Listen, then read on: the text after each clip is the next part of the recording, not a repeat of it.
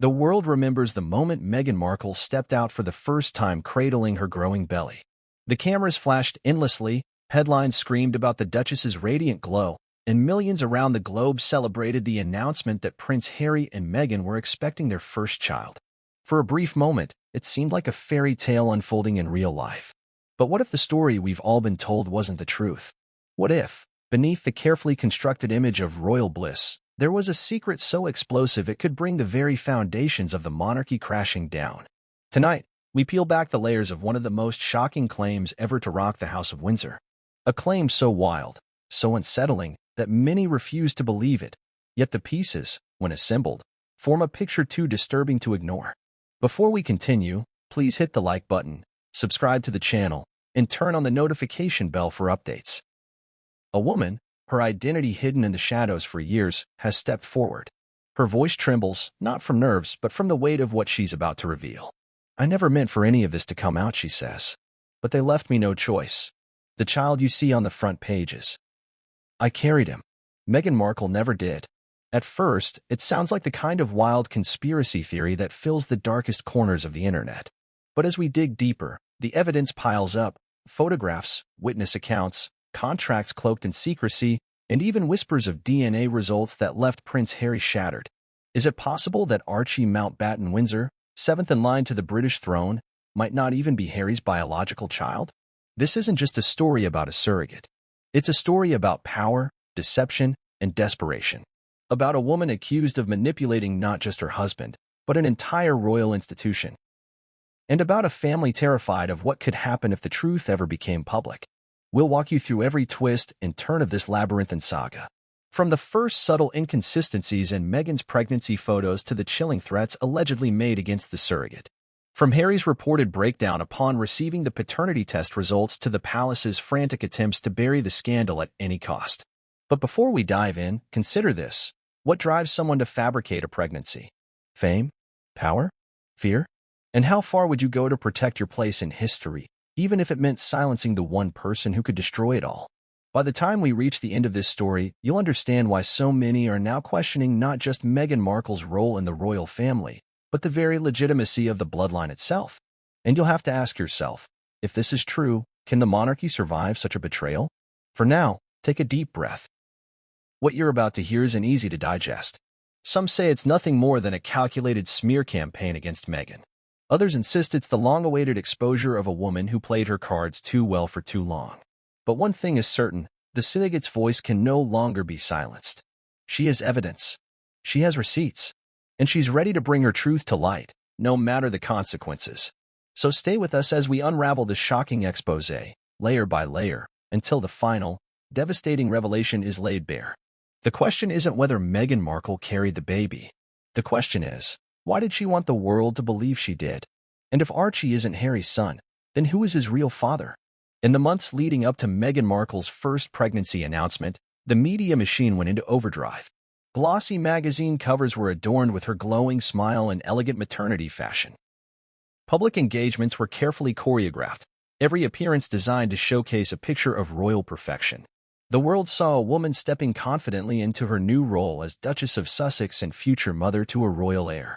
Yet behind the cameras, a growing number of eagle-eyed observers noticed something strange. It began with subtle inconsistencies, barely noticeable to most, but glaring to those who watched closely. Meghan's baby bump seemed to change shape and size from one appearance to the next. In one set of photographs, the bump appeared high and firm. In others, it was lower, softer, or even seemed to vanish altogether. Videos circulated online of Meghan bending effortlessly at the waist, an action that is notoriously uncomfortable, even dangerous, for women in later stages of pregnancy. Was it just a coincidence? Or was there more to this story than met the eye? The rumors took on a life of their own. Social media exploded with debates and accusations. Some called it nothing more than a moon bump, a silicone prosthetic belly used to fake a pregnancy. Theories were fueled by footage showing Meghan's belly appearing to fold unnaturally as she crouched down during an event. It looked like it collapsed in on itself. One viewer tweeted, "How is that possible if she's really pregnant?" Supporters of Meghan were quick to dismiss these claims as racist, misogynistic attacks on a woman who had already endured relentless media scrutiny. But others insisted there was more to the story. "It's not about hating Meghan," said one royal watcher. "It's about inconsistencies that can't be explained. If she's really pregnant, why does the bump behave like it's detachable?" The palace, for its part, remained silent. Official statements offered no indication of complications or unusual circumstances surrounding Meghan's pregnancy. Every detail was presented as perfectly normal, even mundane. And yet, the secrecy surrounding Meghan's prenatal care raised eyebrows. Unlike Kate Middleton, who was photographed entering and leaving the Lindo wing at St. Mary's Hospital during her pregnancies, Meghan's medical visits were shrouded in mystery. Insiders claimed Meghan had opted for a home birth or a private facility in Windsor to avoid media intrusion. But was it really about privacy, or was there something to hide? One source whispered to the press, even senior staff weren't fully informed about where Meghan was getting her care. It was need to know, and most people didn't. As speculation mounted, the narrative around Meghan and Harry became increasingly polarized. To her admirers, she was a trailblazer breaking royal traditions and protecting her family from toxic media. To her critics, she was a manipulator orchestrating a massive deception. Both sides were passionate. Both were convinced they were right. But then came the photograph that reignited the controversy in full force. Meghan was photographed in a cream-colored dress, her hand resting on her belly as she smiled serenely at a charity event. Yet under the harsh glare of the cameras, the outline of what appeared to be a prosthetic strap was faintly visible beneath the fabric. The photo went viral within hours. Is this proof? Headlines blared. Has Meghan been lying to the world? Experts weighed in, offering conflicting opinions. One maternity consultant claimed the photo was inconclusive. "We can't say definitively what's going on," she said. "Clothing folds, shadows, and camera angles can create strange effects." But a celebrity stylist offered a different perspective. If she's wearing a moon bump, it's not unprecedented. Hollywood actresses have used them to protect their privacy during surrogate pregnancies. The palace remained tight-lipped, but Meghan herself seemed to address the whispers indirectly during an interview. "There are so many layers to this life that people don't see," she said cryptically. "What matters most is protecting my child." To some, it sounded like a veiled admission. To others, it was just another example of Meghan being hounded by unfair rumors. But behind the scenes, palace aides were reportedly growing concerned. According to one source, Prince William had voiced doubts about the secrecy surrounding Meghan's pregnancy. William wanted everything to be transparent, the source claimed. But Harry was adamant that Meghan be allowed to do things her way. The question lingered, why all the secrecy? Why the inconsistencies? And if Meghan wasn't truly pregnant, what did that mean for the future of the royal family?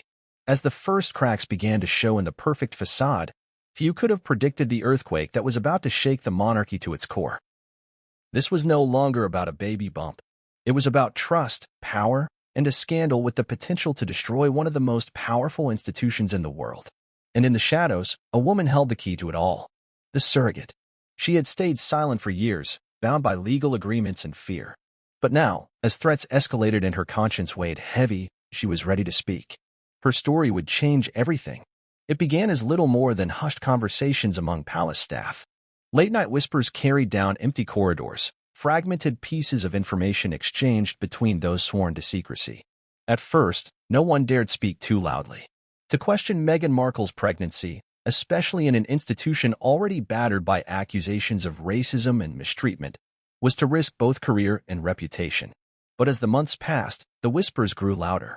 Behind closed doors, senior aides were reportedly baffled by the inconsistencies they observed. One moment, Meghan appeared reluctant to allow her medical records to be viewed by royal physicians. The next, she insisted on handling prenatal appointments privately, away from the prying eyes of staff and photographers alike. This wasn't entirely unheard of. Members of the royal family are entitled to some degree of privacy. But for an institution that thrives on routine, Meghan's insistence on secrecy was unsettling. A former palace insider would later confide to a journalist, "We were told to follow her lead and not ask questions. But it felt like we were being kept in the dark." Even people in positions of authority didn't seem to know what was really going on. Meanwhile, outside the palace walls, eagle-eyed members of the public began noticing strange details in Meghan's public appearances. Videos surfaced on social media of the Duchess standing up from a seated position with remarkable ease, her baby bump seemingly unaffected by gravity or movement. Others noted that during one public engagement, her bump appeared significantly smaller than it had been days earlier. Soon, The term moon bump started trending on Twitter and online forums. Initially dismissed as a cruel joke, the theory gained traction as more footage and photographs surfaced. One clip showed Meghan crouching down to greet a young child, her stomach folding unnaturally as she bent forward. The video was slowed down, analyzed frame by frame, and replayed thousands of times. Viewers were divided. Was it evidence of a fake pregnancy, or simply a trick of fabric and lighting? The debate raged on, fueled by tabloid headlines that seemed to both encourage and condemn the speculation. "Is Meghan faking it?" asked one magazine, while another ran the headline, "Vicious Lies Target Pregnant Duchess." Meghan's defenders argued that the attacks were nothing more than a continuation of the racist vitriol she had faced since marrying into the royal family. Critics countered that their questions weren't about race, but about truth. Adding fuel to the fire, an anonymous online user claiming to be a former employee of the private medical clinic in Windsor made a startling post. "There's no record of Meghan ever coming here for prenatal care," the user wrote. "We were told if anyone asked, to say we couldn't comment for privacy reasons." The post was swiftly deleted, but not before screenshots spread like wildfire. As Meghan's pregnancy progressed, so did the rumors. Some suggested she and Harry had chosen surrogacy due to fertility struggles. Others claimed Meghan didn't want to undergo the physical changes of pregnancy for fear it would affect her appearance and marketability after leaving the royal family. Theories grew wilder by the day, some tinged with misogyny and envy, others with genuine curiosity. Through it all, Meghan remained composed in public. In interviews, she spoke glowingly of motherhood and her excitement about becoming a parent. "It's an incredibly special time for us," she said during one engagement. "We're just so grateful for the support and love we've received." Yet, palace staff noticed cracks behind the carefully curated exterior. One staff member recounted an incident where Meghan allegedly became furious when a tailor accidentally entered a room where her maternity wardrobe was stored. "She was very protective of that room," the staffer said. "No one was allowed near it without her express permission." The palace issued no official denials, choosing instead to ignore the speculation in hopes it would fade away. But the silence only emboldened the rumor mill. It was then, in the quiet corners of royal life, that the first whispers of a surrogate emerged. The story went that a woman, a professional surrogate in her late 20s, had been flown in from the United States under the strictest secrecy. Allegedly, she was housed in a private estate not far from Frogmore Cottage and monitored round the clock by a discreet medical team. Aides assigned to the property were required to sign additional non-disclosure agreements, with clauses threatening severe financial penalties if they ever revealed what they knew. The surrogate's name was never spoken aloud within palace walls, but among those who suspected the truth, she was referred to simply as the carrier. One night, a senior staffer allegedly overheard Harry and Meghan arguing in hushed but heated tones. The words weren't clear, but one sentence stood out. "No one can ever know she exists." At the time, the staffer assumed Meghan was referring to a private family matter. It was only later, as the pieces began to fit together, that the conversation took on a more sinister meaning. Meanwhile, Meghan's relationship with the media grew increasingly combative. She filed lawsuits against tabloids, accusing them of harassment and intrusion. But privately, some royal aides speculated that her aggressive legal actions were less about protecting her privacy and more about distracting the public from the growing whispers about her pregnancy. As the birth of baby Archie approached, preparations at the palace seemed unusually chaotic.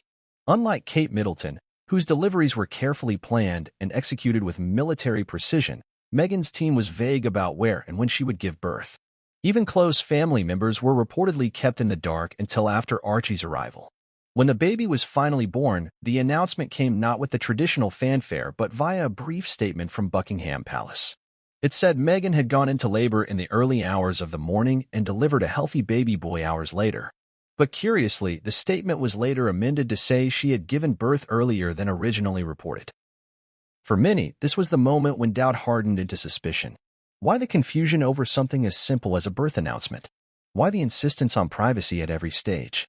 And most importantly, why did so many staff members appear to be tiptoeing around the truth? In the days that followed, Meghan and Harry introduced Archie to the world in a carefully staged photo call at Windsor Castle. Meghan looked radiant, cradling the infant in her arms as Harry stood proudly beside her. But even in that joyful moment, detractors couldn't help but notice one detail. Meghan's post-pregnancy body appeared remarkably slim and unbothered, as if she had never carried a child at all. The questions refused to die down. And in the shadows, the woman at the center of it all, the surrogate, watched events unfold with a growing sense of dread. She had been promised anonymity. She had been promised protection. But as threats began to circle her like vultures, she realized her silence might no longer be enough. Soon, she would break her silence. And when she did, the royal family's carefully constructed narrative would begin to unravel in ways no one could have imagined. Her voice trembled at first, low and unsure, as if the words themselves carried too much weight to say aloud. For years, she had been an invisible figure in one of the most carefully guarded stories of the modern monarchy, a silent participant in a secret that could destroy not just a family, but an entire institution. But now, with the world spinning in chaos over whispers and theories, the surrogate was ready to speak. "It wasn't supposed to happen like this," she began, her words almost drowned out by the hum of the recording equipment. "They promised me protection. They said I'd never be connected to the child, that my name would never leave a locked folder. But I can't stay quiet anymore." The woman sat in a dimly lit room, her face obscured for privacy, hands clasped tightly in her lap. This wasn't a tabloid journalist's fever dream or the product of a conspiracy theorist's imagination. This was a real person, a woman who claimed she had carried and given birth to a child the world believed was Meghan Markle's. She recounted in painstaking detail how she had been approached by an American agency specializing in discreet surrogacy arrangements for high-profile clients. At first, she hadn't been told who the intended parents were. "They told me it was a very private couple. I figured maybe it was a Hollywood star, someone who valued their privacy. It wasn't until later that I learned it was Meghan and Harry." According to her, the contract was unlike anything she had ever seen. It was dozens of pages long and filled with clauses designed to keep her silent forever. No contact with the child after birth. No interviews. No memoirs. No discussion of her involvement with anyone outside a small legal team. The financial compensation was generous, almost obscenely so, but the stakes were higher than anything she'd experienced before. "I was flown to the UK under an alias," she said. "They set me up in a private residence with medical staff on call 24/7. I wasn't allowed to go out, except for heavily supervised walks on the property. Even then, I had to wear a wig and sunglasses.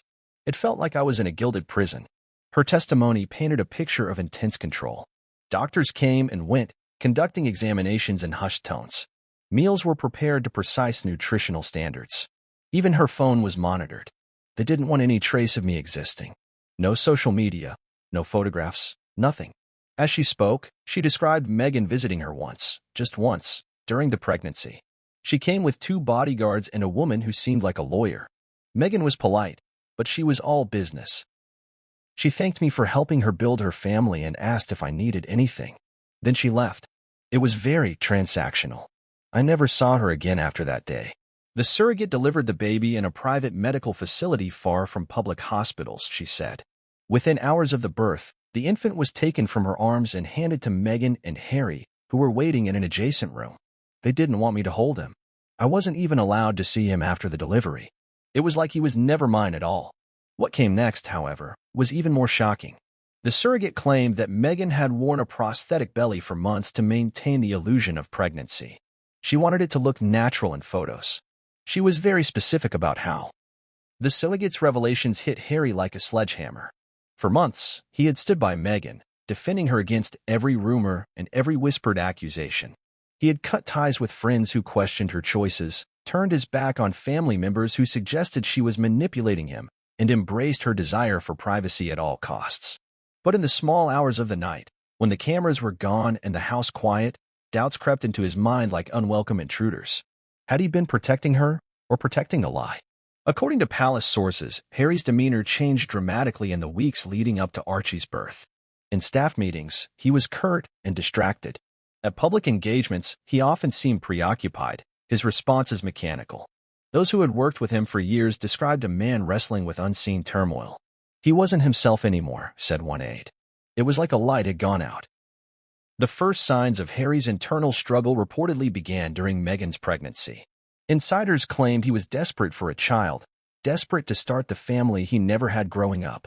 Losing his mother at such a young age left scars that had never fully healed, and he longed for the chance to create a stable, loving environment for his own children.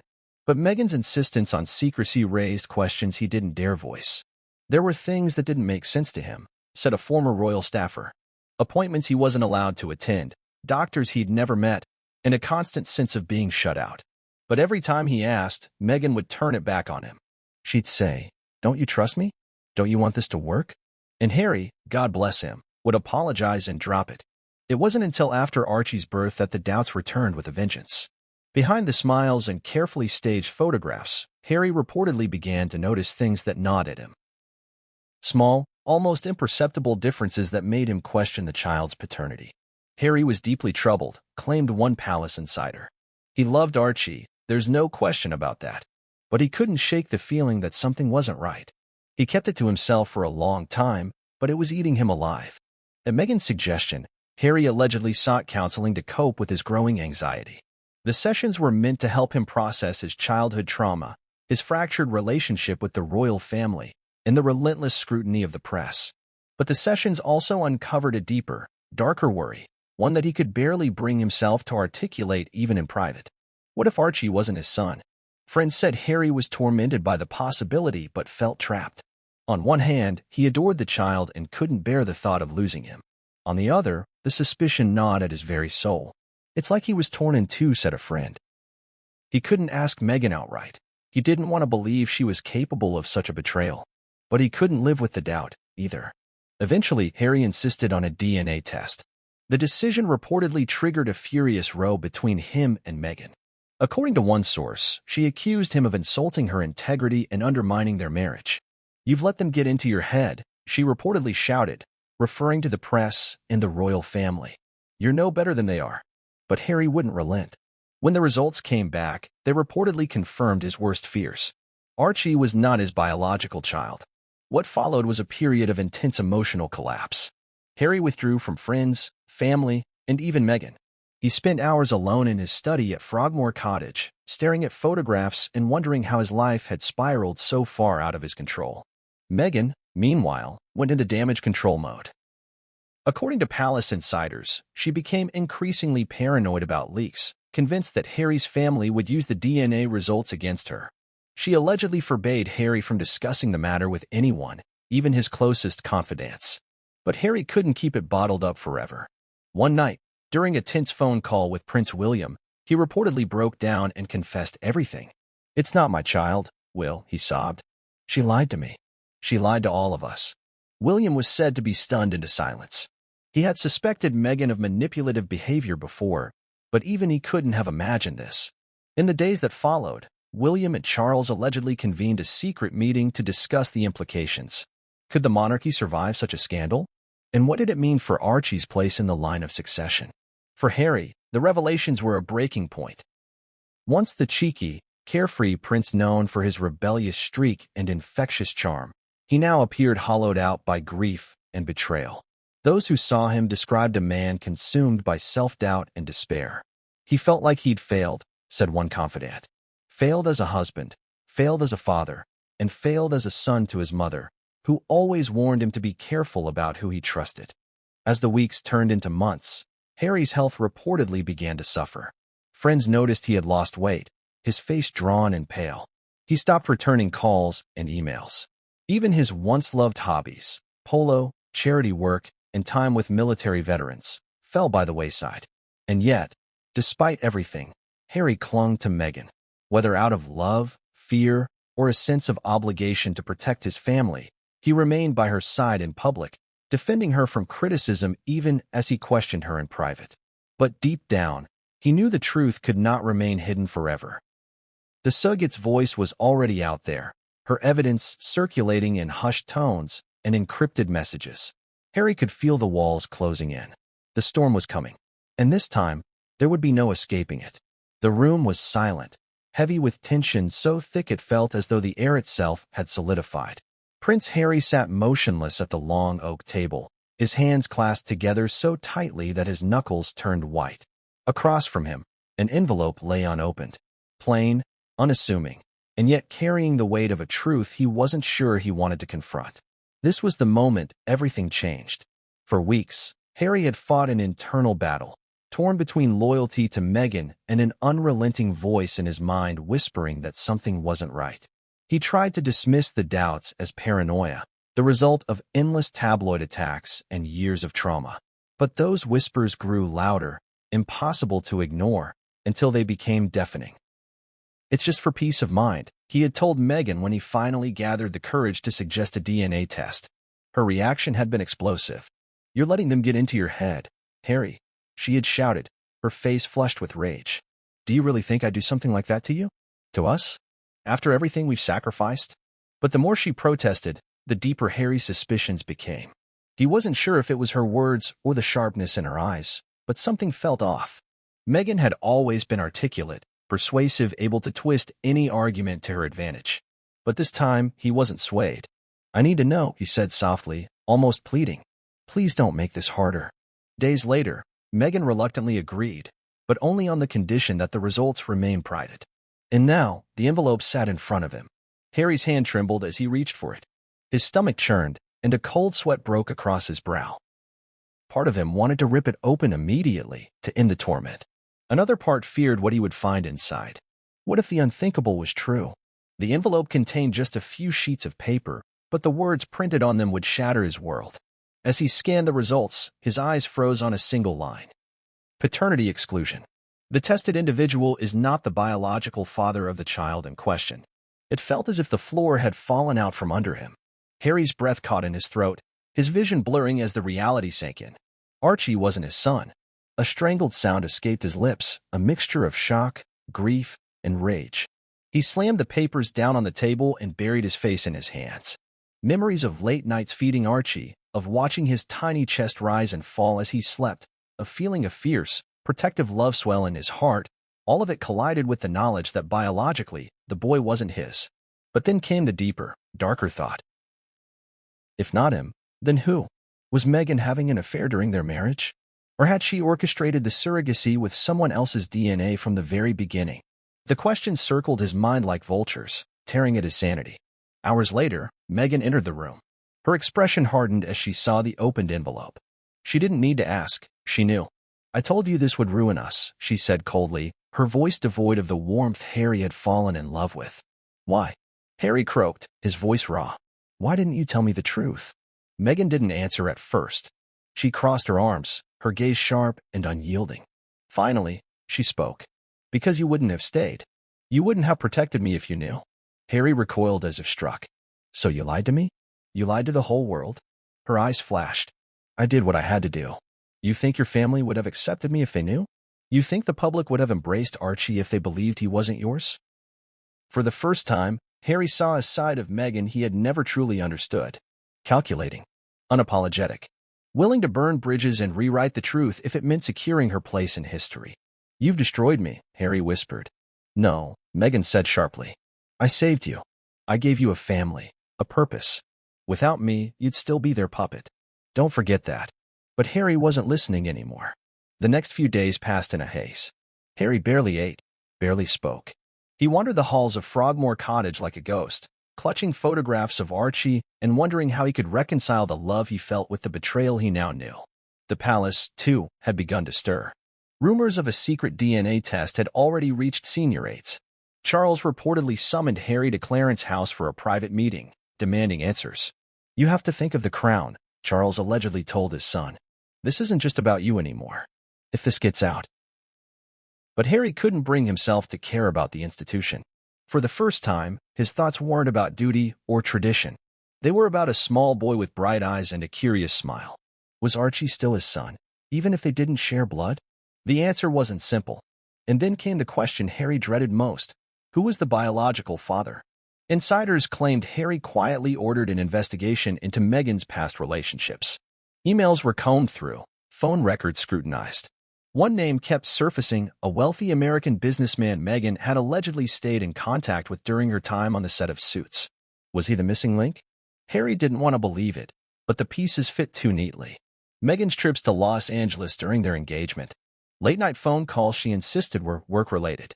Private meetings he wasn't allowed to attend. It all made sense now. Too much sense. And in the palace, the fear was palpable. If the truth came out, the monarchy faced an unprecedented crisis. Archie's place in the line of succession would be called into question. The public's faith in the royal family could crumble overnight. But no matter how much Charles and William wanted to contain the scandal, they couldn't control Harry. Because Harry wasn't sure he wanted to keep the secret anymore. And in the shadows, the surrogate watched and waited. She knew more than anyone else, and she was prepared to release everything if Meghan tried to discredit her further. The storm wasn't coming anymore. It had arrived. The walls of Buckingham Palace seemed to vibrate with tension. Behind its gilded gates, a firestorm was building, one that threatened to scorch centuries of carefully preserved tradition and dignity. Senior aides darted between rooms with grim faces, whispering in hushed tones about the latest developments. The monarchy had faced scandals before: divorces, affairs, abdications. But this was something different. This was not just a family crisis. This was an existential threat. In the days following Harry's discovery of the DNA results, a ripple of panic surged through royal circles. The first whispers had already begun leaking into the corridors of power, carried by staffers and courtiers who had caught fragments of tense conversations between Harry and Meghan. If the public got wind of the truth that Meghan had used a surrogate and that Harry was not the biological father of Archie, the consequences would be catastrophic. Charles reportedly summoned his most trusted advisors to an emergency meeting. The room was thick with anxiety as the future king paced back and forth, his brow furrowed in thought. "We cannot allow this to become public knowledge," he said sharply. "It would devastate the monarchy. The line of succession, the very institution, everything would be called into question." An aide suggested a preemptive statement denying the allegations outright, but others warned that such a move could backfire. "If there's evidence, documents, photos, witnesses, it won't matter what we say," one senior advisor cautioned. "We need to find the source and shut it down before this spreads." The source, of course, was the surrogate. She had already caused tremors with her quiet revelations to a journalist. If she went further, if she released her documentation or spoke to a major outlet, it could spark a media frenzy unlike anything the royal family had ever seen. The palace's first line of defense was to deploy its legal team. Letters were drafted threatening lawsuits for defamation and breach of confidentiality. The surrogate reportedly received one such letter, warning her that if she continued to speak out, she would face crippling financial penalties and potential criminal action. But to the palace's horror, the surrogate remained defiant. In a leaked audio recording, she was heard saying, "I won't be intimidated. They think they can scare me into silence, but I have nothing left to lose." Meanwhile, Meghan launched her own campaign of damage control. From her Montecito mansion, she worked tirelessly with her PR team to frame the narrative in her favor. "They'll paint me as the victim," she allegedly told a confidant. "They'll say I was attacked by a jealous staffer or a greedy surrogate looking for a payout."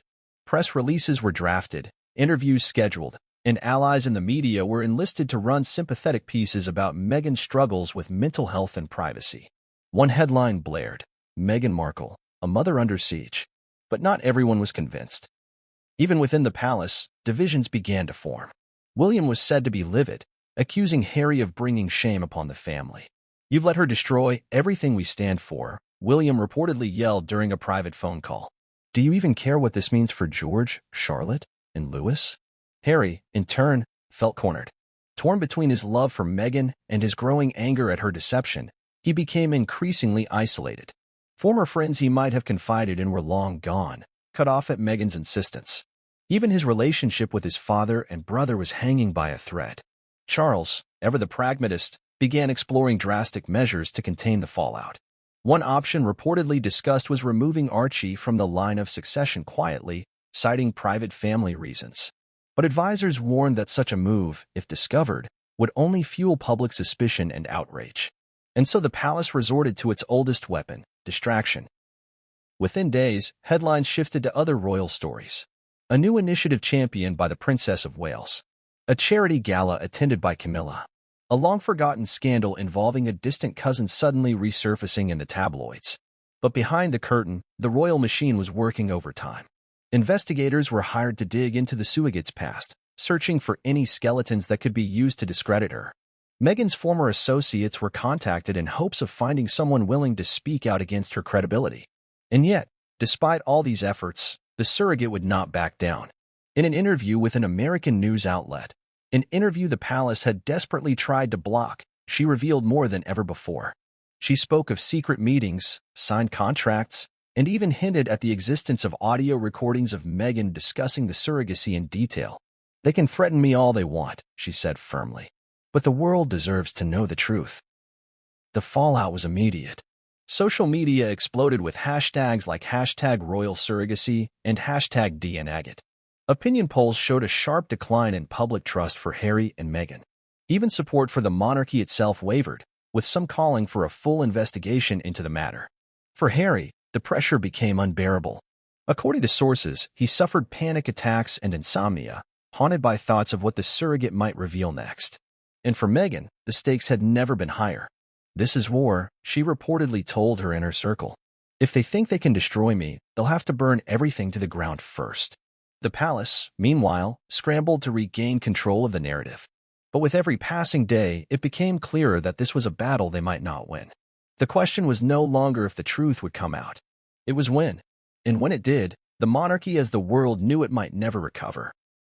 While the palace worked tirelessly to douse the flames of scandal, Meghan Markle was crafting her own counterattack, a strategy as precise and deliberate as any military operation. To the outside world, she projected calm and poise, issuing statements about motherhood, privacy, and the importance of family unity. But behind the walls of her Montecito mansion, Meghan was preparing to wage a war of narratives that would determine not only her survival but also her dominance over the story that threatened to destroy her. "She always said, if she went down, she wouldn't go quietly," revealed one former aide who had worked closely with Meghan in her early days as a duchess.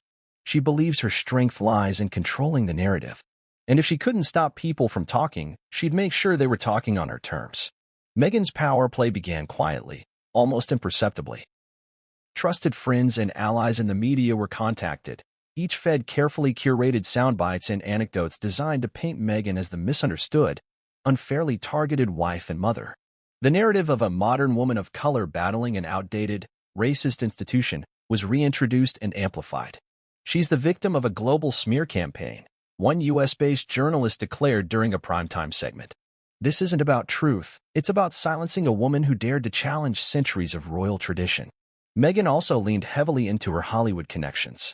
High-profile supporters like Oprah Winfrey and Tyler Perry issued subtle but powerful statements of solidarity, reminding the world of the mental health struggles Meghan had revealed during her explosive interview in 2021. But perhaps Meghan's boldest move was her reported threat to the palace itself. According to a source close to the Sussexes, Meghan warned senior royals that if they allowed the Surrogate story to spread unchecked, she would release a trove of private communications and recordings that could inflict irreversible damage on the monarchy. "She knows things that would make the Diana years look tame," the source said ominously. Emails, texts, even recordings from private conversations with senior royals. If she drops them, the monarchy will be scrambling for survival. This wasn't an idle threat. Meghan had been meticulous during her time in the UK, keeping records of conversations and interactions that she felt might one day be used as leverage. "She played the long game," noted a royal biographer. While they underestimated her, she was building her arsenal. The palace, aware of her warnings, found itself caught in an impossible position. Should they push back aggressively and risk Meghan following through? Or should they attempt to appease her and hope the storm would pass? Harry, for his part, was said to be deeply conflicted. He understood the gravity of Meghan's threats but reportedly begged her not to escalate the situation further. "This isn't just about us," he allegedly pleaded. "If you do this, you'll destroy my family." But Meghan was unmoved. "Your family was willing to destroy me," she reportedly snapped back. "Now it's my turn to protect what's mine." In private meetings with her legal team, Meghan reportedly explored every possible avenue to discredit the surrogate. Investigators were hired to comb through the woman's financial records, social circles, and even her medical history. "We need to find something, anything, that makes her look unreliable," Meghan allegedly told her lawyers. And while this campaign unfolded in secret, Meghan also moved to shore up her public image. She arranged exclusive interviews with sympathetic journalists, during which she spoke tearfully about the difficulties of motherhood, the media's cruelty, and her unwavering love for Harry and Archie. "I've done everything I can to be the best mother and wife I can be," she said in one interview, her voice cracking. "And yet, no matter what I do, there are people who want to tear us apart." The interviews were a success, at least in the United States, where Meghan and Harry's popularity remained relatively high. But in the UK, public sentiment had shifted dramatically. Polls showed a steep decline in trust, with more than half of respondents saying they believed there was at least some truth to the surrogate's claims. Still, Meghan remained undeterred. She thrives in chaos, said one former palace aide. While others panic, she strategizes. She's not going to let this scandal bury her, not without a fight. And then came her most daring move yet. Behind the scenes, Meghan allegedly began exploring the possibility of a tell-all documentary, one that would air globally and give her the chance to frame the entire saga in her own words. The project was said to include exclusive footage from her private life, unseen photos of her pregnancy, and intimate interviews with Harry and close friends. She wants to tell her side before anyone else can, said a Hollywood insider familiar with the plan. If she can get her version out there first, she believes she can sway public opinion and make the surrogate look like a liar. But even as Meghan maneuvered to consolidate her power, cracks were beginning to show. Some of her closest allies reportedly expressed concerns about the escalating battle. "You're playing with fire," one friend warned. "If you push too hard, you might take down the monarchy, but you'll go down with it." Meghan brushed off the warnings. For her, there was no turning back. "This is my life," she reportedly told her team. "This is my family. And I will burn everything to the ground before I let them destroy me." The palace, meanwhile, watched her moves with a mixture of fear and fury. Meghan's threats had paralyzed them, but they were far from defeated. Quietly, they began laying the groundwork for a counterstrike, one that would shift public sympathy back to the crown and leave Meghan exposed. But even as plans took shape in London, another bombshell loomed on the horizon, one that neither Meghan nor the palace had anticipated. The surrogate wasn't finished, and what she was about to reveal next would push the entire royal saga into uncharted territory. When the surrogate's second wave of revelations hit the headlines, the world seemed to stop. Screens lit up across continents with breaking news banners screaming about betrayal, secrets, and the potential collapse of the world's most famous monarchy. Social media, already a battlefield of opinions and allegiances, erupted into a storm unlike anything seen before. Hashtags began trending within minutes. Hashtag not Harry's baby, hashtag royal DNA, hashtag surrogate speaks, and hashtag Meghan lied. Twitter, Instagram, TikTok, every platform became a war zone where people argued, speculated, and dissected every detail. The surrogate, now emboldened after weeks of threats and intimidation, dropped a bombshell that reverberated through every level of society. In an exclusive interview with an American news outlet, she presented photos of her during the pregnancy, medical receipts tied to Meghan's representatives, and even a voice note allegedly sent by Meghan herself. In the recording, a woman with a voice eerily similar to Meghan's could be heard saying, "This arrangement must stay private. If people find out the truth about how Archie was born, it'll destroy everything we've built." The reaction was immediate and polarized. In the UK, the scandal hit like a hurricane. Talk shows dedicated entire hours to the unfolding drama. Front pages screamed with outrage, monarchy in crisis, who is Archie's real father, and the lie that shook the crown. Piers Morgan, long a vocal critic of Meghan, wasted no time in launching an on-air tirade. "I said it years ago, this woman is a master manipulator," he bellowed. "And now look where we are. The institution is on the brink because they let her in." Across the Atlantic, reactions were more divided. In America, Meghan's defenders sprang into action. High-profile celebrities posted messages of support, urging people to stop spreading unfounded and invasive rumors about Meghan's private life. Oprah Winfrey, in a subtle but pointed post, wrote, "It's easy to judge from the outside. But remember, there are two sides to every story." Yet even in the U.S., cracks began to appear in Meghan and Harry's carefully constructed narrative. Prominent journalists started asking questions. If the surrogate's claims were false, why hadn't Meghan sued for defamation yet? Why had the palace refused to issue a categorical denial? And why were there now reports that senior royals had held emergency meetings about Archie's place in the line of succession? As the days passed, new details emerged, each more shocking than the last. One British newspaper published leaked emails purportedly showing Meghan's legal team negotiating strict confidentiality terms with the surrogate months before Archie's birth. Another outlet claimed to have obtained a draft of a non-disclosure agreement signed by the surrogate, an agreement that included eye-watering penalties if she spoke publicly. Public opinion began to shift rapidly. In the UK, Meghan and Harry's favorability ratings plummeted to historic lows. A recent poll showed 68% of Britons believe there was some truth to the surrogate's claims. Even previously sympathetic voices began to turn. One royal commentator wrote, "This isn't about race. This isn't about modernity versus tradition. This is about trust." And right now, the public doesn't trust Meghan Markle. The streets of London buzzed with chatter about the scandal. In pubs and cafes, people debated fiercely. "She played him like a fiddle," one man told a reporter. "Harry gave up his family, his country, everything. And for what?" But not everyone was against Meghan. Protesters gathered outside media offices holding signs reading, "Leave Meghan alone," and "Women's bodies, women's choices." Activists argued that the focus on Meghan's pregnancy was sexist and intrusive, and that surrogacy, if true, shouldn't be treated as scandalous. Even within the royal family, reactions were said to be mixed. Charles reportedly feared the growing calls to remove Archie from the line of succession, warning aides that such a move would open the floodgates to constitutional chaos. William, on the other hand, was said to be furious. "We have to act," he allegedly told a close advisor. "If we let this drag on, it will finish us all." Harry remained conspicuously silent. Those who knew him described a man adrift, caught between his loyalty to Meghan and the tidal wave of evidence mounting against her. "He doesn't know what to believe anymore," said a former friend. "Part of him still wants to protect her, but part of him wonders if he's been living a lie all along." Meanwhile, Meghan continued her public relations offensive. In a heartfelt social media post, she wrote, "I'm watching as strangers dissect the most intimate parts of my life and motherhood.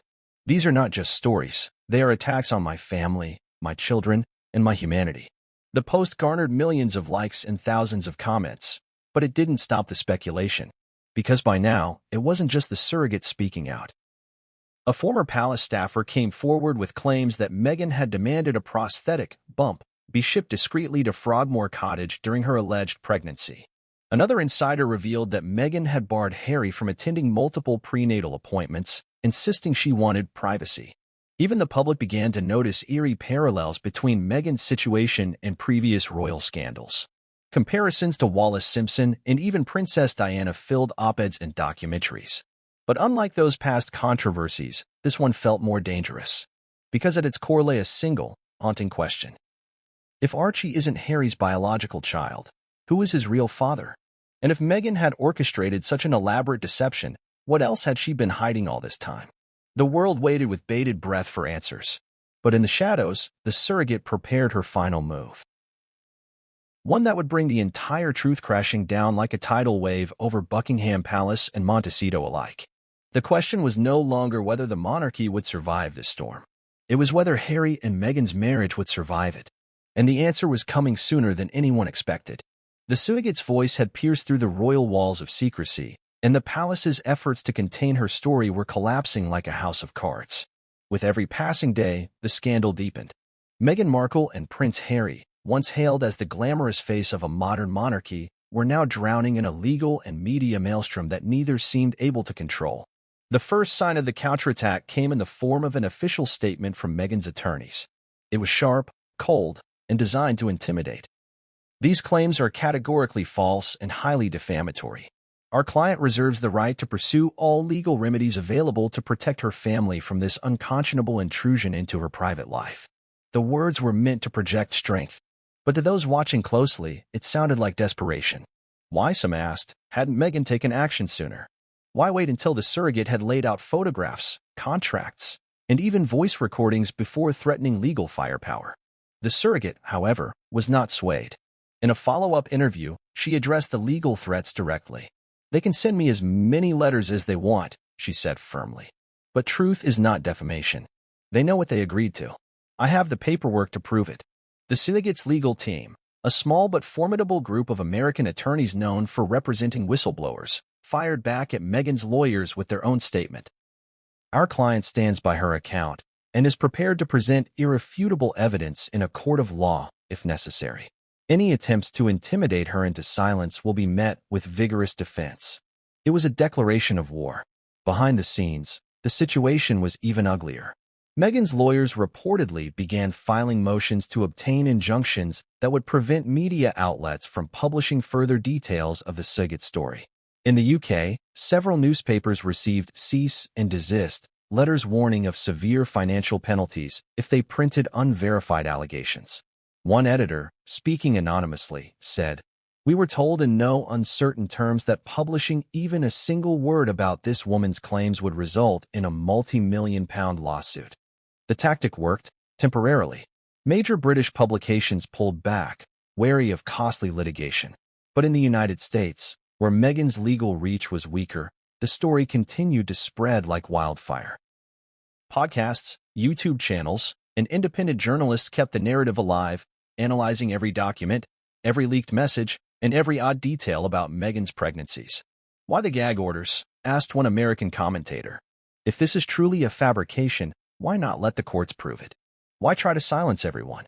Even more damning was the revelation that Meghan and Harry had reportedly offered a financial settlement to the surrogate in exchange for her silence. The surrogate's attorneys confirmed she had been approached but had turned the offer down. "They thought they could buy my silence," the surrogate said in an emotional interview. "But this isn't about money for me. It's about the truth. It's about that little boy and his right to know where he really came from."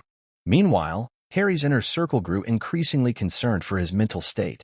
Friends said he was spiraling, tormented by guilt, humiliation, and confusion. One confidant described a phone call with Harry as heartbreaking. He said, "I don't even know who I am anymore. I don't know what's real and what's not." At Meghan's insistence, Harry began attending meetings with her legal team. Meghan reportedly urged him to sign affidavits affirming that he had been fully aware of and involved in every step of Archie's conception and birth. But Harry hesitated. According to Palace insiders, he confided in a close aide, "I can't lie. Not anymore. This has gone too far." The Palace, meanwhile, began considering its own legal avenues. Senior advisors reportedly explored whether Meghan's alleged actions, if proven, constituted grounds for stripping Archie of his titles. Constitutional experts were consulted, and secret meetings were held to discuss the potential fallout. "This is uncharted territory," said one constitutional scholar. "Never in modern history has the legitimacy of a royal child been questioned so publicly." The monarchy is walking a tightrope here. Public pressure on the royal family mounted. Protesters gathered outside Buckingham Palace demanding answers. "We have a right to know if this child is in the line of succession legally," shouted one demonstrator. Online petitions calling for a DNA verification swelled to hundreds of thousands of signatures. But perhaps the most chilling development came when reports emerged that Meghan's legal team was not only targeting the surrogate, but also investigating journalists, former palace aides, and even members of the surrogate's family. "They're trying to scare everyone into silence," said one former royal staffer. But it's too late. The genie's out of the bottle now. The surrogate, despite the mounting pressure, remained resolute. In her most recent statement, she said, "They can try to destroy me. They can drag my name through the mud. But I won't stop speaking. This is bigger than me now. The world deserves the truth." And she wasn't the only one threatening to go public. A former close friend of Meghan's hinted at her willingness to speak out, cryptically tweeting, "You can only bury the truth for so long. Eventually, it claws its way back to the surface." For the royal family, the stakes had never been higher. The gag orders might have slowed the flood, but they hadn't stopped it. The truth, or at least some version of it, was out there, and no legal maneuvering could put it back in the box. The question now was simple. Who would strike first? Would Meghan succeed in silencing the surrogate and regaining control of the narrative? Or would the surrogate's next move finally bring the entire royal facade crashing down? One thing was certain, the world was watching. And the next chapter of this saga would not be decided in courtrooms alone. As the legal battles raged and the surrogate's voice grew louder, yet another layer of intrigue surfaced. One that threatened to tear apart not just Meghan and Harry's marriage, but the fragile threads still holding the monarchy together. In the early days of Meghan's relationship with Harry, she had been photographed countless times meeting high-profile figures in Los Angeles, Toronto, and New York. At the time, these encounters were written off as typical for a rising actress and activist. But now, in the wake of the surrogate scandal, those old images and unexplained trips began to resurface, raising chilling questions. At the center of the storm was a wealthy American businessman, an enigmatic figure whose name, once whispered only in private circles, now rippled across the globe. It began innocuously enough. A single photo posted years earlier on social media, quickly deleted, but not before eagle-eyed royal watchers archived it. In the photo, Meghan sat at a dimly lit restaurant table in Los Angeles. Across from her, partially obscured by a wine glass, was a man in his 40s, well-dressed, with sharp features and an air of quiet authority. At the time, few noticed.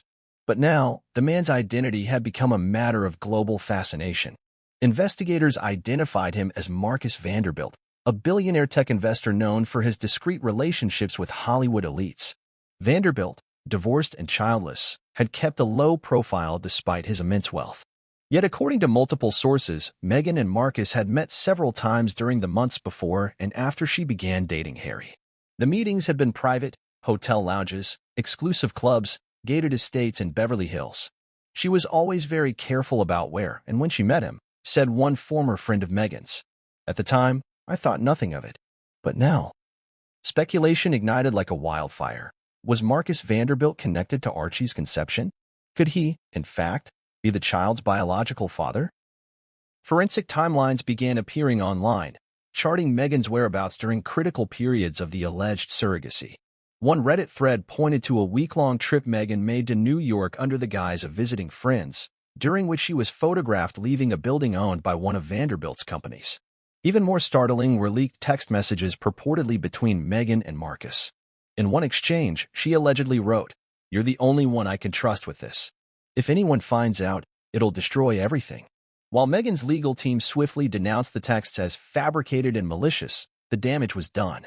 For Harry, the rumors were a dagger to the heart. Already reeling from the DNA revelations, he now faced the possibility that Meghan's deception extended far deeper than he had imagined. He asked her point-blank about Marcus, said one source close to the couple. Meghan denied everything, of course. She said he was just a business contact, someone helping her navigate philanthropic projects in the U.S. But Harry wasn't convinced. The palace, too, took notice. Behind closed doors, senior royals and advisors debated the implications of Marcus Vanderbilt's alleged involvement. "If true, this isn't just a personal betrayal," said one aide. "It's a constitutional nightmare. The line of succession could be compromised." William was said to be livid. In one explosive phone call with Harry, he reportedly shouted, "How could you let this happen? She's made a fool of you, Harry. She's made a fool of all of us." Even Charles, usually measured and pragmatic, expressed deep concern. "If there is any truth to these allegations, we must act swiftly," he told advisors. The monarchy cannot afford such a scandal. Meanwhile, Meghan doubled down on her denials. In a carefully staged interview with a prominent American journalist, she dismissed the rumors as the cruelest attack yet. "I have never been anything but faithful to my husband," she said, tears glistening in her eyes. "To suggest otherwise is not only false, it's an assault on my character, my family, and my child." But for many, her words rang hollow. Public sentiment had reached a tipping point. In the UK, trust in Meghan and Harry plummeted further. In America, even longtime supporters began to express unease. Social media platforms were awash with debates. Was Meghan the victim of a smear campaign? Or was she a master manipulator who had ensnared Harry in a web of lies? As the rumors swirled, Marcus Vanderbilt himself finally broke his silence. Through his spokesperson, he issued a brief statement. Mr. Vanderbilt categorically denies any inappropriate relationship with Meghan Markle.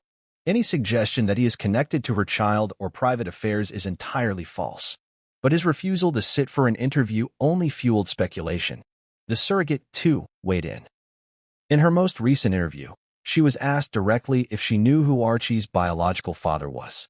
Her response was cryptic but telling. "All I can say is this. I was instructed to follow very specific medical protocols. Who provided the genetic material and why? That's not for me to say. But I suspect the truth will come out soon enough." The world latched onto her words like a bloodhound on a scent. For Harry, each new revelation was like a fresh wound. Friends described him as gaunt, withdrawn, and consumed by anger. He reportedly began spending nights alone in a guest house on the Montecito estate, unable to sleep beside Meghan. And yet, despite his inner turmoil, Harry remained silent publicly. Perhaps out of love, perhaps out of fear, perhaps because, like everyone else, he was waiting for the next shoe to drop. But the surrogate wasn't done. Sources close to her claimed she had more evidence that could definitively prove the identity of Archie's biological father. She was preparing to release it, and when she did, it wouldn't just be Harry and Meghan's marriage at stake. It would be the future of the monarchy itself. Prince Harry had endured many storms in his life, relentless press attacks, the tragic loss of his mother, years of public scrutiny that would have broken lesser men. But nothing compared to the quiet, suffocating weight he now carried. The revelation that Archie was not his biological child, paired with whispers of Meghan's secret meetings with Marcus Vanderbilt, had pushed Harry to the very edge of his sanity. Those who knew him best said they had never seen him like this. Gone was the cheeky, warm-hearted man who had once lit up rooms with his laugh and mischief. In his place was someone hollow, a man with sunken eyes and shoulders perpetually slumped, as if he were physically bearing the crushing burden of his world collapsing around him. Harry spent hours alone in the Montecito Mansion's guest house, a converted cottage tucked behind the main residence. Friends said he wandered its small rooms in a daze, clutching family photos in one hand and a glass of whiskey in the other. "He's a shadow of himself," confided one longtime companion. "I tried calling him the other night, but he didn't even answer. And when he finally called back, it was like speaking to a ghost." Harry's private turmoil came to a head one night when he reportedly confronted Meghan about everything. "You lied to me," he said, his voice trembling with emotion. "You lied about Archie. You lied about Marcus.